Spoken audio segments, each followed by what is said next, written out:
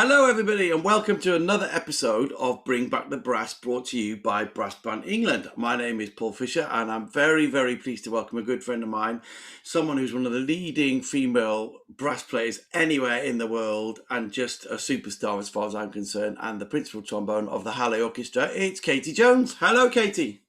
Hello, Paul. Nice to see you again. It's so fantastic to have you with us. So thank you very much for coming along. Now I've known you for a while, and all the time I've known you, you've been an extraordinarily talented trombone player, even when you were young. And so it's great to be able to have you with us today. So tell us a little bit. We're going to talk about lots of different things in the next half an hour, but tell us a little bit of how you got a trombone into your hand or a brass instrument, and what were your early beginnings as a brass player.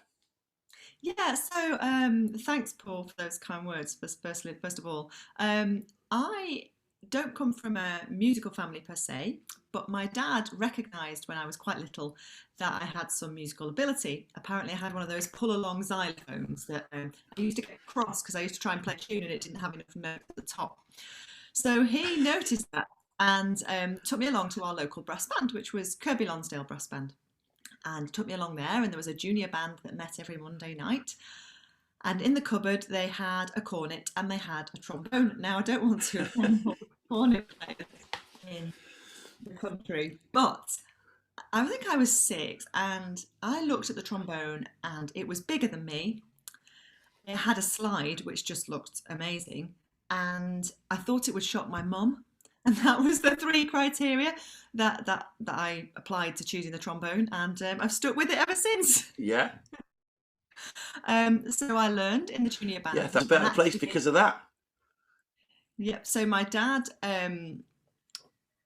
also learned alongside me. He hadn't played beforehand, so they pulled out an E-flat bass from the cupboard and said, "Well, you can't just sit there while she's learning. You may as well do something." So yeah. So then he learned the E-flat bass, and we learned alongside each other. And yeah, he still plays in the band now, which is great. That's lovely. That's fantastic. So I met you when I was at the Royal Northern, and you were a fantastic young trombone player at Cheatham's. I seem to remember having to come along to do a masterclass with Ian Barrisfield, and you played and blew the room away. It was incredible. And so, but then, just because obviously we've only got a certain amount of time, so we could talk for hours. Your route into where you are now as the principal trombone of the Hallé took a very different route from most normal people, and so I think it'd be really interesting for people to know how your route was different from everybody else's. So you were at Cheatham's and had a fantastic musical upbringing there. Then what happened? Yeah, well, it was, I mean, Cheatham's was amazing. First of all, I went there from the age of 13, and I truly would not be doing what I'm doing now without that education. It was absolutely invaluable. I had great teaching and a mentor that I know that you know very well in Kevin Price, particularly when I got into sixth form. And but I wasn't sure that I wanted to go to music college. I wasn't certain about that. And I wasn't, if I'm honest, terribly good at the academic side of music. I mean, I passed the exams, that was all fine, but I could learn it. But it wasn't where my passion lay. I actually really enjoyed science. So I decided to go and do a different degree. So I actually went and did a pharmacy degree. And what was amazing about doing a pharmacy degree was for the first year I was there, even though I'd done BBC musician, I'd been principal in the MYO, I'd had a very sort of quite an exceptional teenage time, really, I suppose, in that respect. So I went to do a pharmacy degree, and of course, no one even knew that I played the trombone. And I found that so liberating at that point in my life. And it was just what I needed. I suppose it was almost like a year out, if you look at it that way. And coming from a good Yorkshire Dales family, I very much practically knew that I had to be able to earn a living when I came out the other side of university. And with pharmacy, you definitely could do that. Music wasn't really seen as a proper career choice, I don't think. So, but whilst I was at university, I kept practicing, and I went and did an EUIO audition. I think towards the end of my first year, when I hadn't practiced so much, I'd enjoyed the social side of university more than the practicing side, and didn't play terribly well, and that was all I needed for me to start practicing again, because I just thought I don't like getting worse, and that for me was enough motivation. So then I started, I ramped it up, and I used to go and practice for half an hour every morning. I went and did a really solid warm up, good old Claude Gordon, before going Yeah. to university lectures, 9 till 5, because pharmacy very much was 9 to 5. And then I could go back to the music department after that. Because I wasn't a music student, I wasn't allowed in before 5. So, so then I went back up to the music department and basically practiced for, I don't know, an hour and a half, or till I was too hungry to carry on any longer, basically, and cycled home. And over that 4 year course, which pharmacy was, I then decided to enter a couple of things to see if I was keeping up with the students at music college, my peers Yeah. at music college. Really, I suppose out of interest as much as anything. I didn't really at that point know that I was still going to be able to come back into the music profession. I never had that in my head that it was a given. I never thought it was a given. I knew that I had aspects of my playing that technically I really had to work on. And for me, just being away, having the space and the time to do that myself was absolutely ideal, whilst being able to focus on other academic subjects that I was interested in. So I did all of that, and I did the Shell LSO competition towards the end of my 3rd year, and then I did Gustav Mahler Youth Orchestra, which Okay. was totally pivotal in changing my mind and making me know that I had to do music. I absolutely had to. A few weeks working with some of the most incredible young musicians from around Europe, and Boulez. I mean, Wow. say Yeah. no more. Well, funnily enough, that was one of the things I was going to talk to you about, because obviously your career then led you on to become a member of the London Symphony Orchestra, which is a pretty incredible thing for any human being. And so the conductors that you work with. So tell us give us a sort of 5 minute chat about the LSO, being in it, how busy it was, the conductors you work with, because that is just the ultimate, isn't it? It's crazy. Yeah, I mean, someone asked me, in fact, my very first job was with the BBC National Orchestra of Wales. And I Of was course it so was. fortunate because Yeah. during my final year of pharmacy, I was doing a trial for the BBC Symphony Orchestra, which Helen Volham got the job there, and then also for the BBC National Orchestra of Wales. And I was lucky enough to get the BBC National Orchestra of Wales job, which was sub-principal, and just a brilliant place for me to go and sit and do the job and actually Yeah. learn an awful lot from my colleagues. Yeah. And then the audition came up for the LSO, and I just thought, well, I may as well, I Yeah. have plenty of time to practice now. I wasn't doing a pharmacy degree at the same time. And so I just sort of went and did it, and I worked my socks off and played to all of my peers in Wales before going and doing the audition. But I had no real expectations. I never dreamt that anything would come of it. And then I got a trial, which was just amazing, sitting in that section between Dudley and Bob Hughes for the first time, doing the planets when Jim was playing euphonium. I think that was Yeah. one of my first experiences. And just sitting behind Morris. I mean, actually, if you listen to that recording of the planets, pretty much what you can hear is Morris and an LSO backing track. It's hilarious. The balance. I think it was one of the first LSO live recordings that happened, actually. But yes, the LSO itself, wow, I was hooked. I was really Yeah. hooked. And someone asked me, in fact, it was a taxi driver asked me on my way to my audition for the BBC National Orchestra of Wales what my dream job would be. And I said, well, I'd love to play principal trombone in the LSO, but that will never happen. Oh. And I just really never thought that it would. And suddenly, a few years later, I really just had to pinch myself. The speed of work in that orchestra is incredible, absolutely Yeah. incredible. The work ethic of the people in that orchestra is amazing. It just outstrips every other orchestra in the world, honestly. Wow. I remember us meeting the guys from the Berlin Phil after their prom, and them saying, oh, well, we came over and then we had a rest day and we played football in the park. And we was like, what? Yeah. Whoa, different world. So, you fly into the other side of the world. You're playing Mahler 5 at what feels like, I don't know, 4 in the morning. Jet lag. The turnover of repertoire is incredible. We had some amazing tours. We went to the Far East a lot. Loved touring Japan. We did an amazing tour that I really remember, which was with Daniel Harding, actually. And it was the last time I'd seen Daniel Harding was actually at Chet's, and he was conducting Fiddler on the Roof in the school.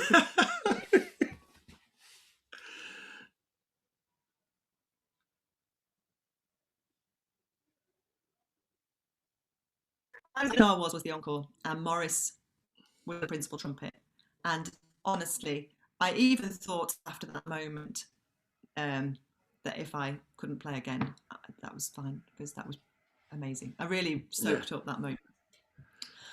Um, and then, I mean, working with Gergiev, I was there for the whole Gergiev period of time, and that was insane in its own way. He was the most incredible conjurer in music. Occasionally things went spectacularly wrong, but mostly they were the most alive and excited you could ever feel on stage, and musically, you know, on the edge of your seat, just so, I guess because partly because he was a long way away and he used to use this tiny little sort of toothpick baton. You know, I don't know. You know, I don't know if you've got a Yeah. lovely baton, Paul, that you use for bands, but you know, this is not. It was this tiny little. So if you're playing something like Rite of Spring, I mean, I remember a friend saying to me she'd watched the. I think it might be on YouTube actually, the Rite of Spring with Gergiev conducting. She said it is the single most terrifying thing she's ever seen. So I think, you know, it was certainly incredible experience doing that, you know, and working with him. And then Previn, that was another real highlight, working with Wow. Previn. We did a streetcar named Desire, and I remember Renee Fleming came in saying to me afterwards, because it's got some lovely jazzy first trombone solos. I don't know if you know it, but it's really nice. Yeah. So she came and saw me after the concert and said, "Hey, you know, how do you make such a big sound for such a Oh, wow. person?" And I just thought, and I just said, "Oh, you know, thanks very much, Fleming." You know, I was really sort of bowled over about it. But then it struck me, and I just thought, well, she's about the same size as I am, and she has this awesome voice that fills opera houses Yeah. and concert halls. So that was kind of a bonkers thing to say because I've got an amplifier on the end of my trombone. Well, it's such an incredible career and such a whirlwind, you know, part of your life. Really, it's crazy, isn't it? But then, of course, now you're in the Hallé and you're principal trombone in the Hallé, sitting along another fantastic trombone player, of course, Roz, and another brass band player with Gareth Small leading the brass section. So you know, there's brass band connections all around the Hallé Orchestra as well, aren't there? So tell us a little bit about your time at the Hallé and how you're enjoying that.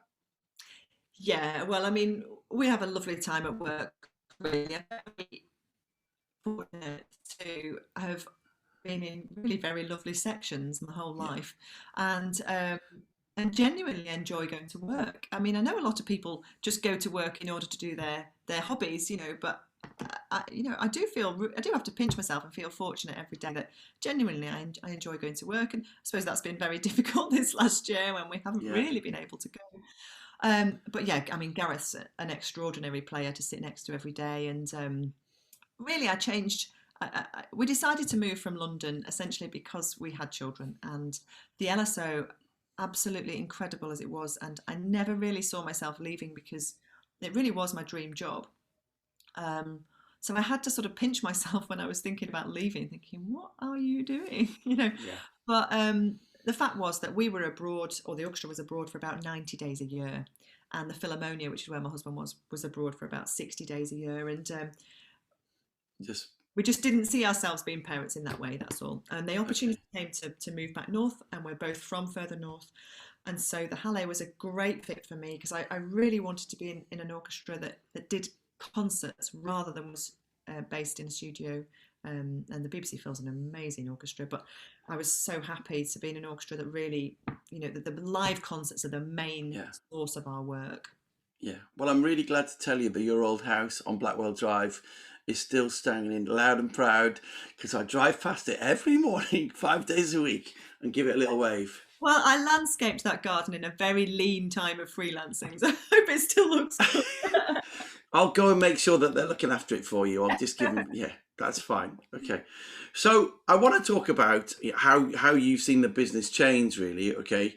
When I met you, you know, you were a fantastic young trombone player, and I guess moving into what was seen as a sort of kind of man's world, moving into these fantastic brass sections. And how have you seen life improve and develop and change over the last 20 years or so, Katy? What have been the big differences, and what could you comment on about those sorts of issues really for you? Yeah, I mean, has changed a lot. First Okay. to say, you only need to look at the actual numbers of women in orchestras to see that. And I think it's coming through into the brass now. It's not happened extremely fast, but it is. I mean, the Yeah. trombones it has, Yeah. and the French horns. I think the trumpets are lagging a little bit behind, but as the trombones are normally late, we'll let them off for once. Um, but yeah, I think it has changed an awful lot. I mean, what I didn't say when I thought that I could never play in the LSO, it wasn't just because I thought I wasn't good enough. It was just because there were no women doing that. And Yeah. my nanny was playing with them quite a lot at the time, and she was really one of the only role models Yeah. for young female brass players at that time. And she's absolutely amazing and a lovely friend now. Yes. But yeah, there weren't so many role models, and I think that is such a key thing. Actually, Yeah. role models. People worry about. There's a lot of talk, isn't there, about this, whether things need to be visible and whether and positive discrimination and all. There's a lot of talk in all sorts of different areas, be that for ethnic diversity or diversity in the sexes or socioeconomic. Yeah. And actually, I think that visibility of role models is really important and does Yeah. really influence people coming up from below. Now, I thought that things had changed hugely in the time that I've been in the business, but I did have a 17-year-old girl ask me not that long ago, Yeah. has it affected you being female in the brass, Yeah. in the brass world? And I sort of thought, flipping heck, maybe we haven't done such a good job after all. I'm still being asked this question 20 years Yeah. on. I don't think, hopefully, there's not the out and out sexist behaviour, and generally people's behaviour's changed a lot Yeah. anyway, with generational change, and different things are acceptable and unacceptable. Having said that, I still hear of odd instances of things happening, and I have had some unfortunate things happen during my career, which have Yeah. definitely been because I'm female. Yeah. um, but I've sort of come through the other side. Yeah. Yeah. What doesn't kill you makes you stronger, I suppose, is the saying, isn't Yeah. it? Sure. But overall, in the sections that I've worked in professionally, I've never had anything but the utmost professional respect, both for and from my colleagues. Yeah. I couldn't have asked for more supportive bunch of colleagues anywhere, really. Yeah. All the jobs and freelancers. I think you're absolutely right about having role models and people like yourself being visible and being able to see you guys doing what you do. And of course, this morning you were out on the playground, weren't you?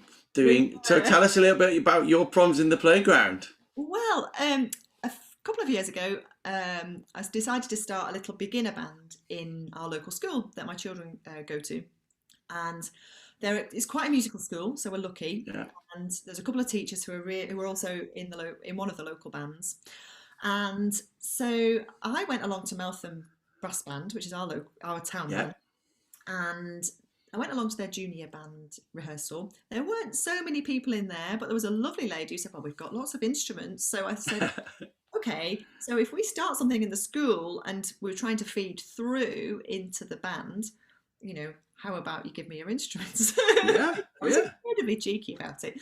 And they were great. This fantastic lady, Alice, said to me, "Oh, well, I can, I service them all and I can keep a logbook of where they all go to." And I thought, brilliant, I don't want to do any of that. And she said, "Look, I can't teach them to read music." And I said, "That's fine, I can do that." Yeah. So we got it going, and in such a we had a group over from the Royal Northern College of Music. I'm involved in National Youth Orchestra and the National Youth Orchestra Inspire project, and I took my inspiration from that. So, young people learning from young people, basically. Yeah. So a very fantastic brass quintet from the RNCM came over to the school and played and did a lovely assembly for them. And pre-COVID, we then left Yes. an instrument in each classroom for the children to have a go on. Great. And this wasn't even the whole school, but I think I had about 18 or 20 instruments. And we had about 80 reply saying they wanted to learn. So I thought, great, well, there's clearly a demand. Yeah. That's good. So then it was a case of, picking people really.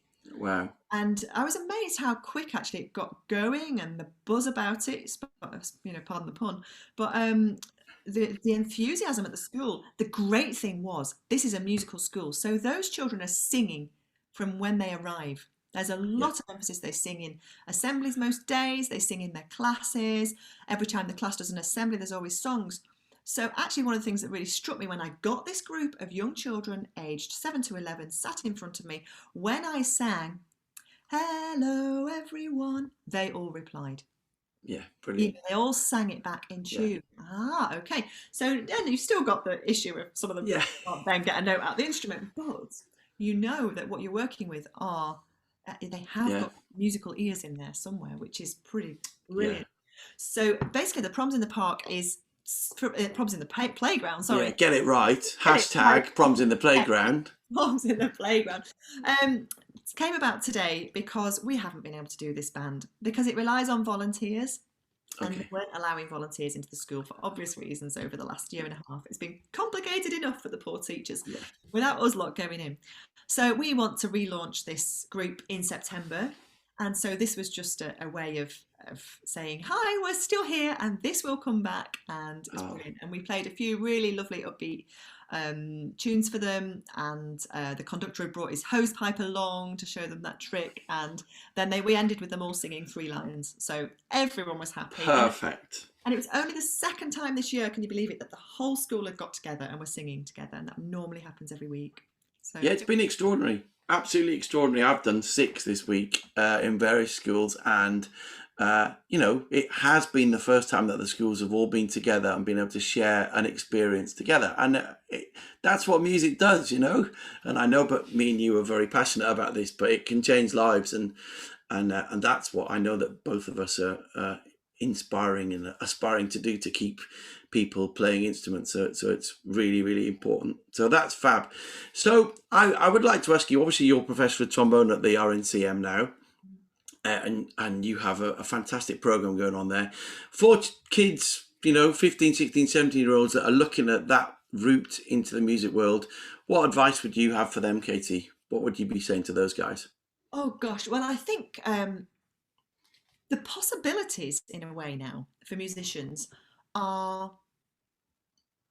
they could be seen in different ways. We could either be very defeatist about it and say, oh, the music business is a disaster, everything's disappeared. Or we could say, wow, this gives us a whole opportunity to reinvent what's going on here and become I hate the phrase the new normal, but actually moving forward, and the opportunities to be creative are incredible. If you look at groups like the Manchester Collective, which is quite a new organisation, suddenly they're playing at the Proms this year. We've had that. So groups like that have been able to take advantage in a way of the fact that we haven't been able to ship people in from all over the world, which would normally happen. And so really young organisations now are really getting this extra support and help in a way because of the circumstances. They are a fantastic group, by the way. That's not just... Okay. Yeah, no. So, but if you're looking at going to music college, I think you have to, firstly, really love music. Because if you don't, it's definitely not the profession for you. Yeah. Because the hours are too silly, and the pay is not good enough to just do it for the money. Yeah. So you have to really want to do it. You also have to have a certain level of perseverance and resilience, which I think is one of the things that music teaches you anyway, or learning an instrument teaches you anyway. But often people arrive at music college and perhaps they've never maybe met people of a similar level to themselves, or they've been in their own band and they've been a particular star player there, but they've never really done the national ensembles, for instance, like National Youth Band, or the National Youth Concert Band, or NYO Inspire, any of those things. And if they haven't, then they haven't necessarily come into contact with players, their peers, who are equally good. So it could feel a bit of a shock. But the courses in some places are becoming much more broad these days. It's not only about training people to become an orchestral trombone player, which I think is really important, because let's face it, there are not enough jobs in orchestras. No. Yeah. to do this. And actually, even within an orchestra, I think people lose sight of how versatile we need to be within an orchestra. Yeah, I don't just absolutely. sit there and play Mahler and Bruckner every day, very rarely, in fact. Yeah, You know, our job involves a huge variety of genres. It involves education work. I teach. We talk to people and advocate about our work. yeah, It's very varied now. It's not just about sitting in the orchestra, and I think that's really important about the skills that you can get now at music college actually can prepare you for all sorts of walks of yeah. life. I think Not that's just really like, important that people understand that now, is because we have to wear so many different hats in our everyday life, don't we? You can't just play the trombone or the trumpet anymore. There are so many more things that you have to do to pay the bills and the mortgage. Uh, yeah, but it's absolutely fabulous, and I'm pretty sure that neither of us feel like we go to work most days of the week. We love doing what we do. Uh, so, I mean, what would be your advice for the people that, right, I definitely want to do this. I am that person. I am a musician. I want to be a musician. It's a year before they're gonna do their audition for the Royal Northern College of Music and come and meet you. What would be your advice for that period of time? yeah. Okay. So first of all, meet people. Go and meet the teacher.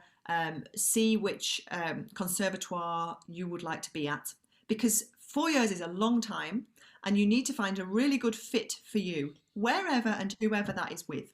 Whether that's the Royal Academy, whether that's the Welsh College, whether that's the Royal Northern, North Scottish, wherever it has to be a good fit for you. You have to feel comfortable in that environment, that you're going to improve as much as you physically can during those 4 years. So you have to feel inspired. You have to feel, energized, and you have to feel like that place is going to motivate you to do the work that you need to do. Because let's not make any mistake. To get to that level, you have to put in an enormous amount of hours Yeah. practice.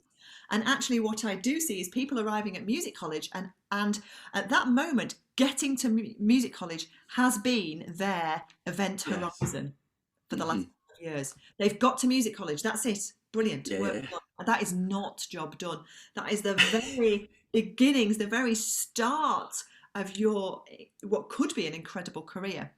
yeah, So to hit the road, hit the ground running, make sure you've had lessons with the teacher that you'd like to study with.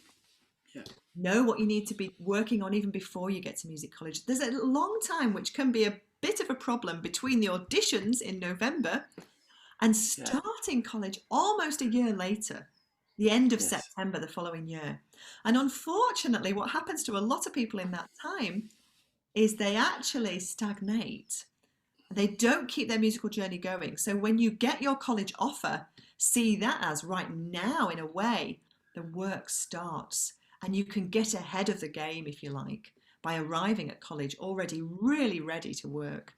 Yeah, that's wonderful advice, as coming from someone who's a father of two twins, as you know, who are going to be studying at Leeds Conservatoire, moving up close to you Brilliant. in September.